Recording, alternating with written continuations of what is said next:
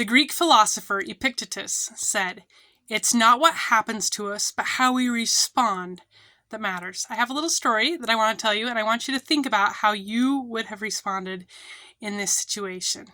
So back in 2012, I was in a national park in Canada when the ranger told us about an experience she had with a bear. Now, this particular bear was a grizzly bear and was a female, and she liked to hang out near the ranger station, and so all the rangers knew her, and they affectionately called her Joe. So this one day, this ranger needed to go out and do whatever, types of things rangers do. And while she was out there, she spotted Joe. And, was trying to kind of keep a safe distance from Joe and realized that she was there. But suddenly, kind of like the law of attraction, Joe suddenly became fixated on her and left what she was preoccupied with on the ground.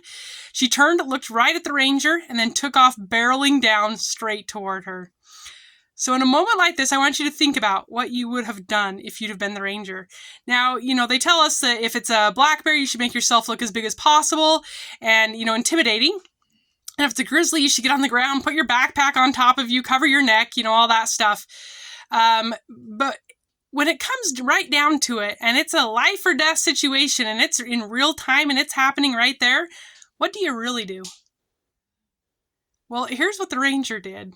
So knowing that in a few minutes she could be dead or wake up in the hospital and her first conscious thing would be the realization that she had just been mauled half to death by a grizzly bear, she did neither of those other two things. Instead, she planted her feet on the ground, squared her shoulders, put her head down, and averted her eyes to the ground.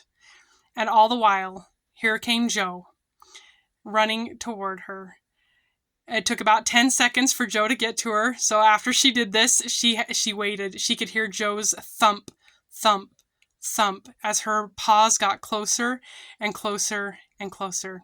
Finally, when Joe was about 2 to 3 feet from her, Joe stopped and got up on her hind legs and then moved her face until her face was just a couple of inches away from the ranger. Then she opened up her big mouth and she roared. The lady said that it could have rivaled a small airplane engine starting.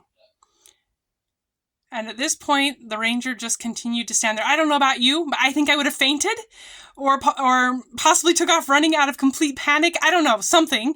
But this lady did not. She was in perfect control, and she just stood there. In this critical moment where everything she did matters, she stood there. Out of her peripheral vision, she could see Joe just staring her down, making sure that she knew who was really in charge and who was the big boss here.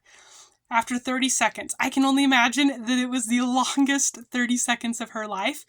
Joe put her paws back down on the ground, snorted, turned around, and left, leaving the park ranger standing there, barely able to stand and really wobbly when she tried to walk. She was scared to death of what could have just happened. Again, are there things in your life that you could respond better to that could bring a different outcome? Maybe change up the story or the way things go normally when you have these interactions with people. I want you to think about that. It's not what actually happens to us, what has happened in the past, or any of that matters. It's how we respond to those things that matters.